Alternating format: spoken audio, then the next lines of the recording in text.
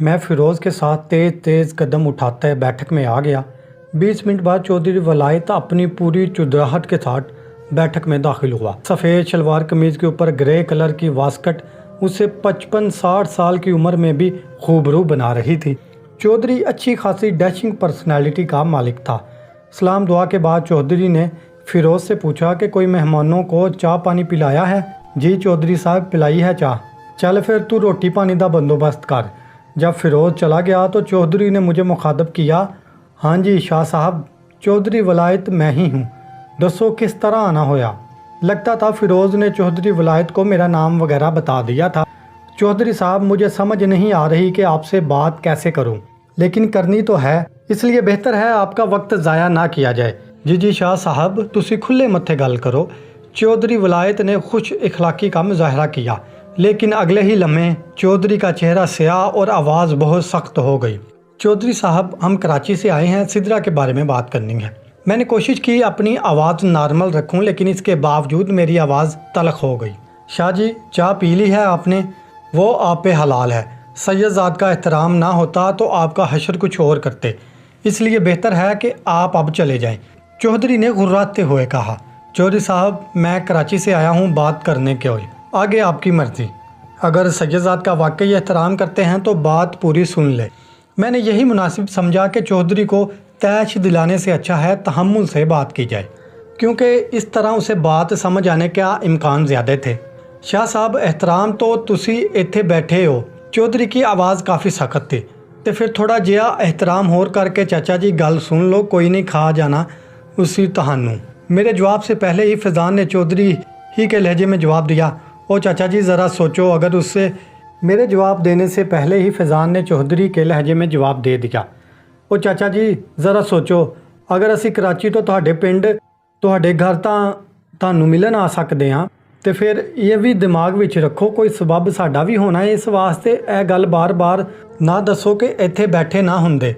भाईजान दी गल इज्जत ना सुन लियो। फैज़ान ने अच्छे खासे जारहाना अंदाज में चौधरी को आड़े हाथों लिया। मैं तो फैज़ान की पंजाबी बोलने पे ज़्यादा हैरान था। फैज़ान, तुम चुप करो, चौधरी साहब बड़े हैं, इनका एहतराम करना फ़र्ज़ है हम पे, अब तुम मत बोलना बीच में, मैंने फैज़ान को डांटते हुए कहा। जी भाईजान, बेहतर है मैं नहीं बोलता अब। चाचा जी, हम कोई सिदरा को भगा के जाने वाले नहीं हैं, ना हम उसके साथ कुछ गलत करने वाले हैं। मुझे तो वो 8 माह पहले रोड पे मिली थी और तब से अब तक वो बाइज़्ज़त घर की 4 दीवारी में मुकम्मल पर्दे में ज़िंदगी गुजार रही है। चौधरी शायद ये समझ रहा था कि सिदरा को भगाने वाले हम हैं, ताहम मेरी वजाहत और फैज़ान के तेवर देखने के बाद चौधरी के चेहरे पे नागवारी के साथ गहरी सोच भी थी, लेकिन रवैया कुछ नरम हो गया था। चौधरी साहब चलें, सैयदजाद के एहतराम के साथ कुछ मेहमान होने का एहतराम करके बात सुन ले, इसके बाद आप अपनी मर्ज़ी करना, बेहतर लगे तो बात मान लेना आप। मैंने नरम आवाज़ में चौधरी वलायत से रिक्वेस्ट की। ठीक है शाह जी, लेकिन मेरे पास ज़्यादा वक्त नहीं है, आप अपनी बात जल्दी करो, चौधरी ने खुरदरी आवाज़ में कहा। चौधरी साहब, मैं पिछली कोई बात नहीं करना चाहता, मैं सिर्फ इसलिए आया हूँ कि सिदरा हस्पताल पे पड़ी अपनी मौत का इंतज़ार कर रही है। उसके पास शायद चंद हफ्ते का वक्त है, ब्रेन कैंसर है उसे। सिदरा की आखिरी ख्वाहिश है कि एक बार अपने बाबा और अपनी माँ से मिल ले। चौधरी साहब, सिदरा मेरे पास 8 महीने से है और इन 8 महीनों में उसने साबित किया है कि वो बहुत ही बाइज़्ज़त लड़की है। ये सब उसके साथ कैसे हुआ, ये बहुत अफसोस की बात है पुत्र। अफसोस की बात यह है हमने उसकी हर जिद पूरी की, उसे सब की मुखालफत मोल ले पढ़ाया और इन सब बातों का सिला उसने ये दिया कि मेरी पग को बीच बाजार रोल के चली गई। अब चौधरी वलायत नज़रें झुकाए आबदीदा आवाज़ में बता रहा था। चाचा जी, शायद नसीब का लिखा यही था, या फिर सिदरा को किसी और के बुरे कामों की सज़ा मिली है, लेकिन वक्त गुजर गया है। अब वो कुछ नहीं चाहती, बस एक बार मिलना चाहती है, और मुझे उम्मीद है आप उसकी ये ख्वाहिश पूरी कर देंगे। नहीं पुत्र, मेरी इज़्ज़त गवारा नहीं करती उस मनहूस की शक्ल भी देखूं। चाचा जी, इज़्ज़त की बात मत करें आप, ये झूठी है ना है, इसके लिए अपनी बेटी की आखिरी ख्वाहिश रद्द मत करें। शाह जी, मुझे मत समझाएं कि क्या सही है क्या गलत, हम नहीं मिले उससे, आप जा सकते हैं, चौधरी ने गुस्से से दहाड़ते हुए कहा। चाचा जी चले जाते हैं, लेकिन अभी मेरी बात पूरी नहीं हुई। जब सिदरा के साथ ये मसला बना था तो आपने उसकी वजह जानने की कोशिश क्यों नहीं की थी? कैसी वजह? उसने जो गंद किया मैं उसकी वजह जानने के लिए निकल पड़ता। चौधरी ने हकारत से जवाब दिया। बाप होने के नाते आपका फ़र्ज़ था वजह जानना। आपने अभी कहा है कि आपकी गैरत गवारा नहीं करती कि उस मनहूस को देखूं। مجھے صرف اتنا بتا دیں کہ جب سدرا کی وہ ویڈیو کسی خبیث نے انٹرنیٹ پہ ڈالی تھی یا آپ کے بیٹے تک پہنچی تھی، تب آپ کی غیرت صرف بیٹی کے لیے ہی کیوں جاگی تھی؟ آپ کوئی کمزور اور لاچار انسان تو نہیں تھے، چودھری تھے علاقے کے، اثر و رسوخ تھا آپ کا، پیسے کی بھی کوئی کمی نہیں تھی۔ آپ نے اس خبیث انسان کو تلاش کیوں نہیں کیا؟ وہ تو سدرا سے بھی زیادہ گناہ گار تھا، جس نے ایک تو آپ کی عزت خراب، دوسرا اس عزت کو پوری دنیا میں اچھالا، تیسرا ایک معصوم کی لڑکی کی زندگی برباد کر دی۔ اب چودھری ولایت خاموش تھا، مان لیا کہ آپ کے بیٹے نے غصے میں آ کے سدرا کو بہت مارا۔ بھائی تھا، نہیں برداشت کر سکا ہوگا۔ یہ بھی سچ ہے کہ کوئی بھی بھائی اپنی بہن کی ایسی ویڈیو دیکھ کے برداشت نہیں کرے گا، لیکن چاچا جی جب وہ سدرا کو مار چکا تھا تب آپ کو ایک بار سدرا سے پوچھنا تو چاہیے تھا کہ یہ سب کیسے ہوا، یا اپنی بیوی کو کہتے کہ سدرا سے پوچھو وہ خبیث انسان کون ہے۔ آپ بھلے سدرا کو جان سے مار دیتے، لیکن آپ نے سدرا سے وضاحت نہ لے کر قہروں والا کام کیا ہے۔ اب چودھری گردن جھکائے چپ چاپ بیٹھا تھا، مجھے پتا تھا اس کی یہ چپ پچھتاوا تھی۔ میں نے بھی اپنی وار جاری رکھتے ہوئے کہا، آپ سدرا سے اس واقعے کے متعلق پوچھتے، ہو سکتا ہے سدرا یہ سب کچھ کسی مصیبت میں آ کے مجبوری میں کیا ہو، یہ بھی ہو سکتا ہے اسے بلیک میل کیا گیا ہو۔ سدرا گھریلو اور سادہ لڑکی تھی، اس نے کبھی دنیا نہیں دیکھی، اسے ایسی باتوں کا علم نہیں تھا۔ آپ کا فرض تھا صرف ایک بار اس کی بات سنتے، اور پھر آپ تو چودھری ہیں نا علاقے کے۔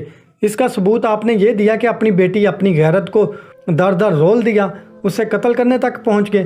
لیکن جس خبیث نے یہ سب کیا تھا پلٹ کے اس کی خبر بھی نہیں لی، اس آوارہ کتے کو آزاد رہنے دیا تاکہ اور لڑکیوں کی عزت پامال کرے اور لوگوں کو کاٹتا پھرے۔ اور پھر ویڈیو اگر اپلوڈ ہوئی بھی تھی تو ڈیلیٹ بھی ہو سکتی تھی، آپ کی تو اپروچ ہوتی تھی۔ آخر آپ چودھری ہیں، آپ کے لیے وہ ویڈیو ڈیلیٹ کروانا کون سا بڑا کام تھا؟ میں نے غصے اور نفرت سے ایک ایک سچ اٹھا کے چودھری کے منہ پہ دے مارا۔ شاہ جی اب آپ چلے جائیں، میرا بیٹا آنے والا ہے، وہ آپ کو زندہ نہیں چھوڑے گا، چودھری نے بھرائی ہوئی آواز میں کہا۔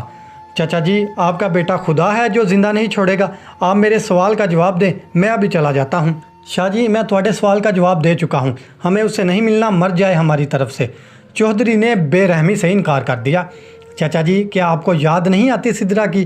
وہ تو بہت ہی معصوم، بیٹیاں تو باپ کی گڑیا ہوتی ہیں، آپ نے تو بچپن گزارا ہوگا اس کے ساتھ، اس کے معصوم ہاتھوں کو پکڑ کے چلنا سکھایا ہوگا، اس کے ساتھ کھیلے ہوں گے، کتنی بار اس نے آپ کو اپنی توتلی زبان سے بابا بلایا ہوگا، اس کے کتنے سوالوں کے جواب دیے ہوں گے۔ چچا جی جب وہ کسی ایک چیز کا نام بار بار پوچھتی ہوگی، بابا یہ کیا ہے، اور آپ 20 بار جواب دیتے ہوں گے، بیٹا یہ فلاں چیز ہے، تب آپ نہیں تھکتے تھے۔ آج اس کی ایک غلطی درگزر نہیں کر سکتے؟ یہ سب کہتے ہوئے سدرا کا چہرہ میری آنکھوں کے سامنے تھا، جس نے بہت امید کے ساتھ مجھے بھیجا تھا۔ شاہ صاحب آپ کامیاب ہو کے آؤ گے انشاءاللہ۔ اب پہلی بار میں نے چودھری ولایت کی آنکھوں میں آنسو دیکھے، لوہا گرم تھا، مجھے کچھ اور وار کرنے تھے۔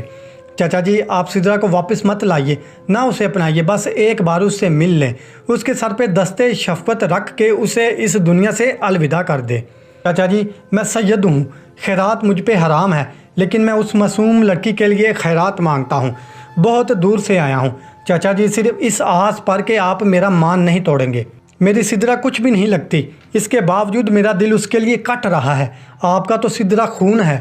چچا جی اسے معاف کر دیں، مجھے سدرا کی معافی کی بھیک دے دیں۔ میں نے بھیگی آنکھوں کے ساتھ چودھری کے سامنے ہاتھ جوڑ دیے۔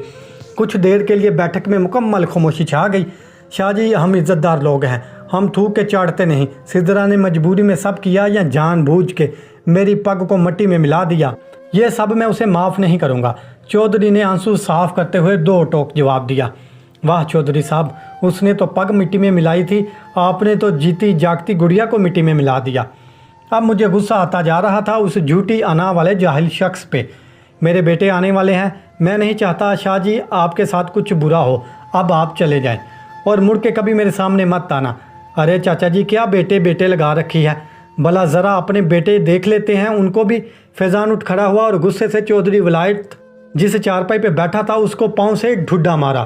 فیضان بیٹھ جاؤ تم ابھی، اور اسی وقت ہماری تربیت بڑوں کا احترام سکھاتی ہے۔ میں نے غصے سے فیضان کو ڈانٹا۔ بھائی جان ان کو نہیں دیکھ رہے، بیٹے بیٹے لگائی ہوئی ہے، میں بات کر رہا ہوں نا، تم چپ کر جاؤ۔ چاچا جی سید جتنا دنیا میں شریف کوئی بھی نہیں، لیکن جب اپنی آئی پہ سید آ جائے تو بڑے بڑے چودھریوں کی ایسی کی تیسی ناک کو چنے چبوا دیتے ہیں، اس لیے اب بیٹوں کی دھمکی مت دینا آپ۔ فیضان نے سخت لہجے میں چودھری کو وارننگ دی۔ فیضان چپ ہو جاؤ تم، بھائی میں باہر انتظار کر رہا ہوں، آپ ان سے بات کر کے باہر آ جانا، مجھ سے ان کی باتیں برداشت نہیں ہو رہی۔